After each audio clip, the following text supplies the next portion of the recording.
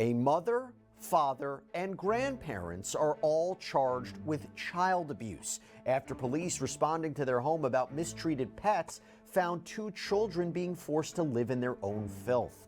We're going to get some insight into the consequences this family could now face and how investigations like this unfold. Welcome to Sidebar, presented by Law and Crime.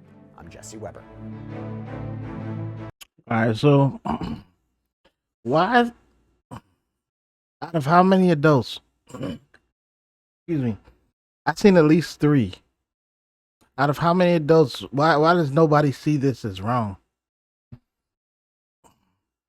You're not going to tell me nobody could get to the phone, nobody could stop anything from happening. And then the other question I have is like, is there any neighbors who are around? Because this is like a rural area. I'm not really sure.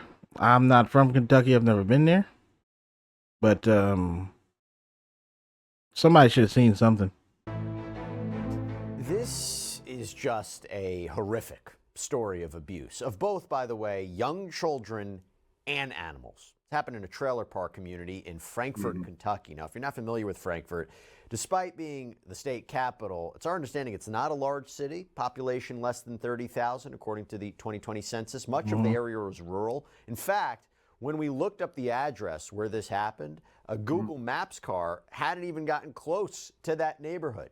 So with that in mind, we have a deputy with the Franklin County Sheriff's Office who responded to a trailer after getting a call about dogs and a cat that appeared to have been mistreated. At the home was an entire family. We had 21-year-old Megan Edgen, her boyfriend, 23-year-old Christian Dunaway, and his parents, Douglas and Terry Dunaway. But also in that home were at least two children, a 2-year-old and a 7-month-old. This is Megan and Christian's children. And I don't know if there's really another way to put it, but these children were found in a condition very similar to that of the dogs that were found in the home. So to get more insight into how this investigation may have been conducted, as well as the punishment. And you know what, my thought process is also this: if they had pets, they already knew they didn't really want to take care of pets. Why would you then bring children into the mix? If you're finding either a hard time taking care of yourself or taking care of the pets that you own, why then take on more responsibility by bringing children into the mix? That's kind of weird. These family members could face for this alleged horrific mistreatment of what are defenseless and vulnerable children and pets. I want to bring in Colonel Alex Payne, Chief Deputy for Bullitt County Sheriff's Office, only a couple of counties over from Frankfort. Thanks so much for coming on. Maybe the only thing I'm thinking right now in this situation is maybe mental health. Maybe they're suffering from some type of mental health issues. But even then, the people who, I'm sure the doctors who they go to, nobody's asking about anybody else that's involved in this. Like, what about when the kids go for checkup? Are the kids cleaned up? Or because I find it hard to believe that you can put on a mask that well, especially like those kids are young. They're having to go to the doctors. They're having to be outside and see people. And nobody thought there was anything wrong with the way they were living. That's weird. A mother and father now behind bars. Their 4-month-old baby dead after allegedly ingesting alcohol. According to deputies, the mother made an alarming confession, allegedly claiming whenever the baby would get fussy, the father had a fix. Not a bottle, not a lullaby, but alcohol rubbed on the infant's tiny gums. The baby's autopsy revealed an ethanol reading of 3.210. Investigators say that level is catastrophic and fatal for an infant. But it wasn't just what was inside the baby's body that shocked investigators. Wild. It was what they saw inside the home. Before they continue, I wonder if because I've heard of this in the past. Like, you hear sometimes people of the older generation speaking about doing this to children when they were younger and not having any issues. So I'm wondering, like, they must have overdosed the kid on alcohol. I doubt it was like rubbing alcohol in the gut. They must have had to give the baby alcohol in order for it to end like this, because I've never heard of a child passing away from that. But I don't know. It could be a myth. Reportedly, no running water and roaches everywhere. Oh, I'm Kennedy Walker, and I'll walk you through a case that's that's pretty as nasty. horrifying as it is heartbreaking. A West Virginia mother and father Yeah, are what is under going arrest, on? accused of killing their 4-month-old baby by allegedly rubbing an excessive amount of alcohol on the child's gums. According to police, Angel Talbert and James Smith welcomed a baby in July of 2024. Yeah, But that's what I just was 4 saying. months later, in November, that baby was dead. Court documents Oh my obtained by goodness, Law and 4 Crime months. That's reveal that on crazy. the morning of November 16th, Talbert told investigators she got up to use the bathroom and asked Smith to check on their baby. Smith reportedly told police that the child was lying face down, unresponsive, and not breathing. He began CPR while crazy. Talbert called 911. The infant was rushed to the hospital, but doctors were unable to save her. At the time, both parents told investigators the baby had no known health issues. She was, as they said, a healthy child. But investigators were not convinced. Documents detailed that the infant's face was discolored as if the baby had been lying face crazy. down. An autopsy was ordered and What I'm thinking though is what I said. They had to given the baby excessive amount of alcohol. There's no way that if you're just rubbing the alcohol on the gums, the baby's gonna pass. I mean, I've personally never done it, but from the amount of stories that I've heard people of the older generation speak on it, there's no way that it could have been a small amount. The way that they're, this situation played out, they must have gave the baby alcohol in a bottle, which is crazy to think of. questions began mounting. Was this a tragic sudden death or was something else at play? As police searched the home, they described the living conditions as, quote, very poor. Deputies reported seeing roaches crawling throughout multiple rooms, and the house had no running water. Smith allegedly showed deputies a spigot where they would fill containers to take to the kitchen and bathroom if needed. Investigators also noted No seeing running a water is smoking crazy. device and claimed Smith admitted it was used to smoke THC. Then, months later, a critical development. In April of 2025, the state's medical examiner's office reported that ethanol was found in the child's blood with a reading of 3.210. Hold on, ethanol, ain't that what they put in, like, gas? If I'm not mistaken, I think that's what they put in gas. Or it might be a byproduct of what gas is made of or something like that. Don't quote me on that, but I think ethanol has something to do with gas. But let's hear what they're saying. Doctors say that level of alcohol contamination would be deadly for any child. Police questioned the parents again. so At first, both reportedly denied knowing They how gave the baby alcohol like could a have shot of entered the Jack baby's Daniels system. or something. But days later, that changed. Investigators say Talbert came forward with an alleged confession, telling detectives that the child's father admitted to rubbing alcohol on the baby's gums to calm her down when she became fussy. According to police, Smith allegedly told investigators both he and Talbert had been rubbing alcohol on the baby's gums together almost daily for a month.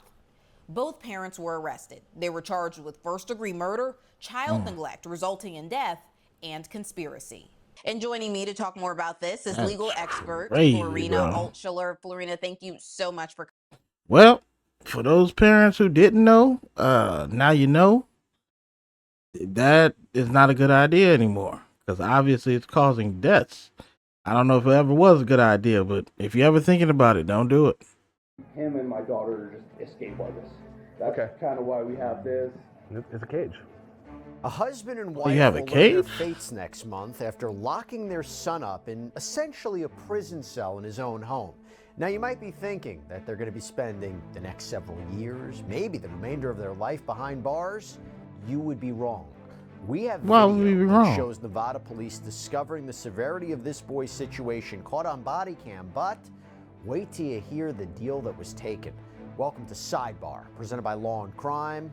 I'm Jesse Weber. So if they allow this to happen, and the justice system has failed that child. Jeffrey and Misty Scanlon of Henderson, Nevada, that's just outside of Las Vegas, are awaiting sentencing for neglecting one of their youngest of their 4 children, a boy with special needs. Oh my I'm going to warn goodness. you right now, this And the child is a had special very, needs. very tough story. This 11-year-old, who we're not identifying, lives with severe autism. He reportedly has trouble communicating. He is big for his age. I'll tell you why that's important, because according to his parents, he's very strong. He can be destructive. So what did they do? Did they seek help? Did they seek counseling? Did they seek assistance? Disgusting, bro. No, they came up with a solution all on their own. They walled off part of their home with fencing, creating a makeshift cage or a cell to hold him in. That, like an animal. That's what they're doing. This was all uncovered back in April of last year when a truancy officer went to the Scanlon home to check on several children who apparently hadn't shown up to school. This 11-year-old attended a local school for children with special needs, but he hadn't been going. Also in the home was his 8-year-old sister, who also reportedly had been diagnosed with autism, although there was a milder case. The Scanlons also had 2 other sons, one 14, one 16. The 16-year-old hadn't been going to class. The 14-year-old was allegedly doing online school. So why didn't any of the kids report this? Why like 16, 14, 11, and I don't remember what the other age is. But for the older kids, why didn't the other 2 kids report what was going on in the home with the other child? I mean, they could have told a guidance counselor at school or something. I don't know. But like it seemed like they didn't even try to get out of the situation. What's going on with that? I mean, I'm not blaming the kids, but that's crazy. Like, what about your brother? What about your sisters? This is wild. But the Scanlons later told police that they weren't sure how much of the work he was actually doing. So when this truancy officer shows up, they reported to police that no one answered the door, but they could hear banging, they could hear screaming coming from inside. But Henderson police show up to the scene, and it's reported that it took 40 minutes before Jeffrey Scanlon opened this door.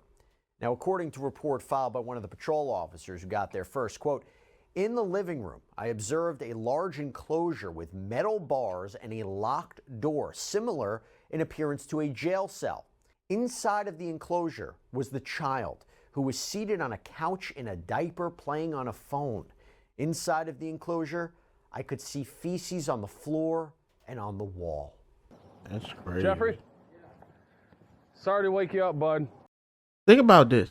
Before you make a judgment on this, think about this. There are people in prisons across the country that live better than what that kid was living. As far as, you know, the feces, just hanging out in a diaper, like his parents was doing him dirty. There's no other way to put that. That's they should really be going to jail for life, because if your kid has special needs and you don't know how to handle that disability, or you don't feel like you are equipped to handle that disability, why not give that child up for adoption? Why not find out if somebody else in your family is better equipped to deal with the child and wants to take on that, make that sacrifice? Let me put it like that. Because at the end of the day, who's to say that you don't have an aunt or an uncle or somebody who's well off who does not have or cannot have children, or maybe they do have children but they still can afford to mentally and financially take care of that child? Because obviously you guys weren't in a mental place. It looks like financially we were fine, but I don't know. I can't really speak on their situation like that. What time did you go to bed? About 2, 3. This morning? Yeah. Okay, so it's not horrible. You got some sleep. Yeah. Even though the kids might have kept you awake some. Yeah. So I'm just here because they asked me to be here. Okay. Based on the situation, the kids haven't been in school. One of them is being homeschooled for the number of days that they haven't been in school. Yeah. So they got a few questions based on what they need to do as a school representative for truancy, okay? All right. Does that make sense? Yeah. It sounds like you got some challenges here at the house. Your wife and you have different, schedules to probably try to handle the kids and stuff like that. Yeah. That's great. It sounds like you're trying the hardest you can to make It's the crazy to work, think right? that there's people who So don't they have a job to kids, once do again, based on, who can't their have policies kids. and- Now, when the officer goes through the front door, you That- can see the large that there's bars people like this floor doing to this type of ceiling crap. that was left. It's just horrifying to be thinking about, like a high fence that you might see in someone's backyard. And as the officer speaks with Scanlon, the children's father, And then, you can see you know what I just thought about? Forget all that. Who built that? Because if it's not the dad himself that built that, the architect should have asked, or whoever the building person, construction worker, whatever, the whoever built that, they should have asked, what is the purpose of this in the house?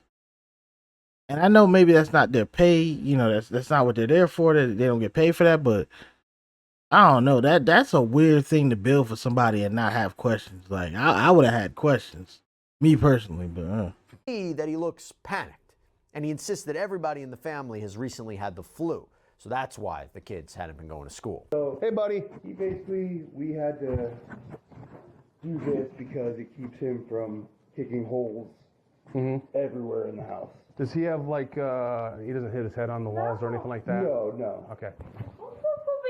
How about the other children then that are supposed to be in school? Yeah, they're upstairs.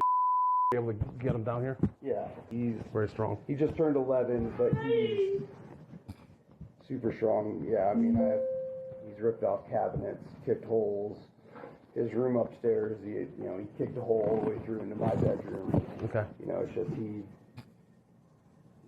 Okay. So to keep him that's sad, man. house, we try to keep him in here. I know that people have said No. it's a lot of. I know people have said it's a lot dealing with an autistic child, and I believe that. No different than just dealing with somebody who's in a wheelchair, physically impaired, mentally impaired in any kind of way. But I still think that there's something else that could have been done other than this. This is real sad, man.